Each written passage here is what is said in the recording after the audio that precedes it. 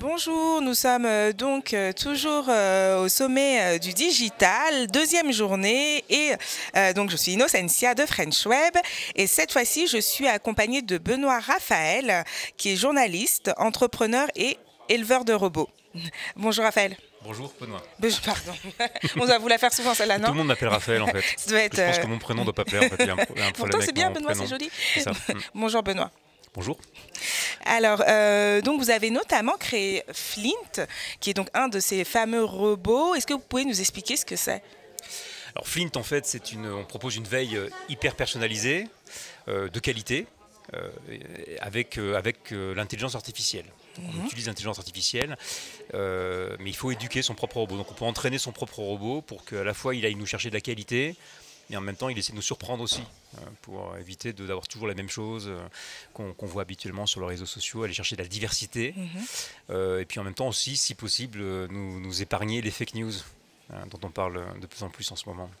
Et donc ces infos, elles arrivent sous forme d'une newsletter? C'est ça, donc il nous envoie une newsletter avec une sélection de liens qu'il estime être intéressant pour nous par rapport à ce qu'il a compris de nous, le robot. Alors, pour vous, quels sont les enjeux en matière de veille, justement, parce que ce que vous voulez faire, c'est notamment lutter contre les algorithmes, en tout cas la façon dont les réseaux sociaux, d'une part, fonctionnent avec les algorithmes, et les moteurs de recherche qui, en gros, nous emmènent soit vers ce qu'on connaît déjà, c'est ça, ou qui nous emmène surtout vers ce qu'on connaît déjà, qui nous enferme dans une bulle, vous dites. Contre eux, en fait, parce que, en fait, proposer une alternative, c'est plus ça. Oui, parce qu'en fait, on se rend compte, vous vous rendez compte aujourd'hui, avec les derniers événements, en fait, on est quand même un peu dans la merde. Enfin, quand on parle de s'informer sur Internet, c'est un peu le bordel, quoi.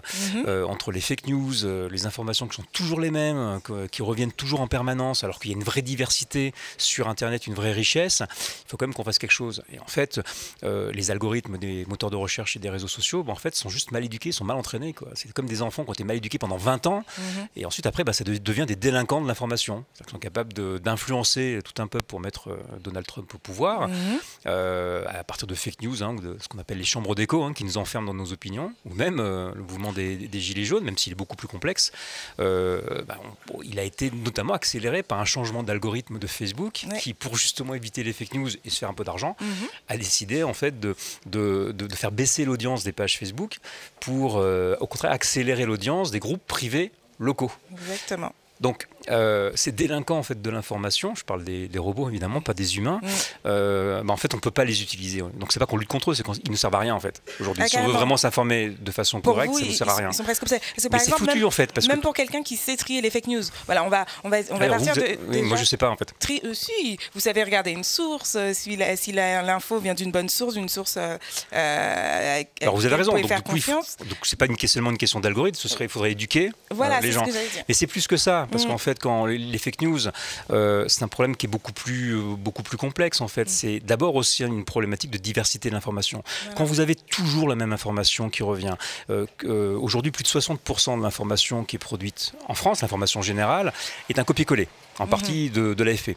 Donc quand vous ressentez quelque chose, mais que l'information est toujours la même et que vous avez l'impression de ne pas retrouver ce que vous ressentez dans ce qui est diffusé par les médias traditionnels, en fait, même une fausse information, si elle exprime quelque chose que vous vivez vraiment, c'est pas grave si elle est fausse. Même si vous montrez, mais cette info elle est fausse, d'accord, mais en même temps ça exprime vraiment ce que je pense, donc c'est quand même la vérité. Même si l'information est fausse. C'est beaucoup plus complexe que ça. Les gilets jaunes, c'est ce qu'on explique dans le phénomène aussi des gilets jaunes, c'est que finalement c'est peut-être des personnes qui avaient l'impression de ne pas voir les informations qu'ils vivaient au quotidien. Et du coup, même si c'est des fake news, et même si on leur dit après que c'est des fake news, certaines personnes peuvent se dire « Ok, c'est une fake news, mais ça pourrait aussi être vrai. » Oui, alors c'est un phénomène plus complexe. On a beaucoup parlé des fake news avec les gilets jaunes, mais en fait, ça s'est aussi assez rapidement autorégulé. Et les études ont montré que finalement, il y en avait assez peu aujourd'hui dans la plupart des groupes Facebook. Mais en tout cas, il y avait un sentiment réel, finalement assez cohérent, quand on regarde aussi toutes les études qui ont été faites là-dessus, d'injustice économique, etc., de volonté aussi d'exister, de pouvoir prendre la parole, de fierté aussi également. Et en fait, donc ce sentiment est réel. Par contre, il ne se retrouvait pas en fait dans les médias. Donc il y avait besoin. Donc forcément, on est plus sensible effectivement à des informations qui vont refléter au moins une émotion quelque part.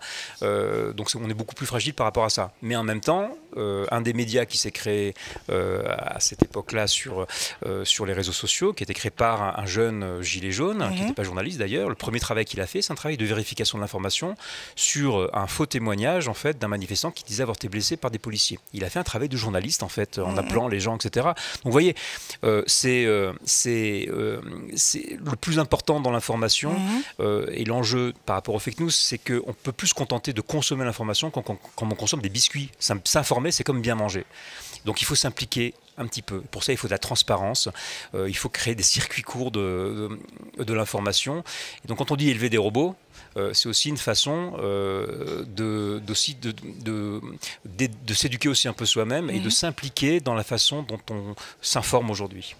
Alors, et ce que j'ai trouvé aussi intéressant, vous avez ouvert l'école des robots et il y a pas mal d'entreprises au final qui adorent. Déjà, est-ce que vous pouvez rappeler ce qu'est l'école des robots et qu'est-ce que ces entreprises sont venues chercher? Qu'est-ce qu'elles recherchaient en participant à ça? Oui, parce qu'au départ, quand on a créé Flint, on s'est rendu compte qu'on voulait que le robot sélectionne la qualité de l'information. Et en fait, on a réalisé que ça ne peut pas se faire en algorithme. Il n'y a pas d'algorithme qui permet de définir la qualité parce que c'est trop subjectif, ça fait appel à des valeurs, tout ça.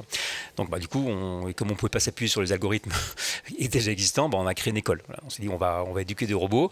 Donc chacun éduque son robot, c'est ça? Mais au départ, il fallait qu'on sélectionne nos clients, qu'on sélectionne nos utilisateurs gratuits d'abord, puis ensuite, comme il fallait aussi qu'on gagne de l'argent, parce qu'on ne voulait pas lever de fonds au départ, en fait, il fallait qu'on sélectionne des clients qui aient une forme d'expertise et à qui on allait donner un robot qu'ils allaient pouvoir entraîner en leur montrant ce qui, pour eux, dans leur domaine d'expertise, était des contenus de qualité. Et donc, on a laissé venir petit à petit, par le bouche à oreille, en fait, des entreprises. Donc aujourd'hui, on a une vingtaine d'entreprises, beaucoup de grands groupes qui ont installé une école des robots dans leur entreprise. Donc on a par exemple Air France, on a Accenture Research par exemple qui a pris 70 comptes d'utilisateurs, donc ils ont 70 entraîneurs de robots dans 20 villes partout dans le monde pour entraîner des robots. Et tous ces clients en fait là, donc on a des banques aussi également, on a des maisons d'édition, on a Duno, Humensys notamment, on a une école Ionis, un groupe d'écoles. Et ce qui est intéressant, c'est qu'en fait plus il y a d'experts qui viennent entraîner des robots dans l'école, en fait, plus les robots en fait, sont faciles à entraîner.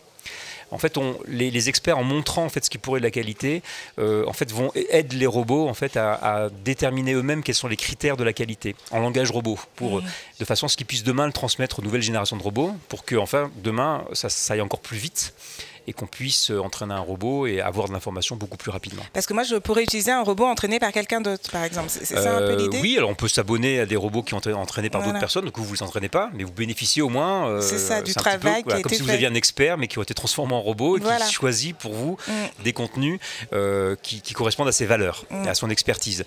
Mais vous pouvez aussi, parce que à partir du moment où vous voulez être informé, que vous avez un vrai besoin, c'est qu'a priori vous êtes experte et que vous avez besoin de cette expertise, donc d'avoir un peu les infos avant les autres, d'avoir des sources un peu différentes, des informations nouvelles, de vous ouvrir l'esprit. Dans ce cas-là, il vaut mieux éduquer un robot. Ça prend 10 minutes. Avant, il fallait 3 semaines pour éduquer un robot. Donc, les premiers clients, c'était compliqué. Mais c'était une expérience incroyable, en fait, parce qu'on découvrait tout ça. Aujourd'hui, il faut moins de 10 minutes pour entraîner un robot sur une thématique d'expertise. Alors, dernière question. Quelle vision vous avez un peu pour cette entreprise, pour Flint? Est-ce que vous l'imaginez devenir grand public? Est-ce que vous pensez que ça va rester plutôt quelque chose d'expert? Parce que depuis tout à l'heure, on parle plus d'experts. Quelle vision vous avez? Alors, globalement, en fait, je pense que chacun aurait besoin d'avoir un assistant personnel qui l'aide en fait, à mieux s'informer. Donc il y aura sans doute des formats demain qu'il faudra développer, mais pour l'instant, comme on construit les choses de façon très concrète, et le vrai besoin, et les personnes qui s'en rendent compte surtout, en fait, sont des professionnels qui ont besoin de cette expertise pour s'informer. Donc la suite, c'est que d'abord, tous les clients qu'on a sont contents, on a très peu ce qu'on appelle le churn, donc très peu de désabonnements, on a moins de 1% de désabonnements. Vous avez combien de clients là? On a 200 clients particuliers experts et on a une vingtaine d'entreprises, mais dedans vous avez des grands groupes qui ont 50, entre 20 et 70 comptes. Et en tout cas, on a 1130 robots qui sont élevés dans l'entreprise et 300 experts qui entraînent des robots en ce moment, pour avoir les chiffres. Et donc, déjà, pour nous, c'est d'avoir une force commerciale parce que puisque tout le monde est content, en fait, il faut que plus de gens soient au courant que c'est intéressant, c'est la première chose. Et surtout, en fait, c'est travailler sur les formats qui permettent de mieux entraîner les robots, de les faire agir plus rapidement, des formats aussi qui permettent à des gens qui ont peut-être moins le temps d'aller lire un article, peut-être de faire des résumés automatiques.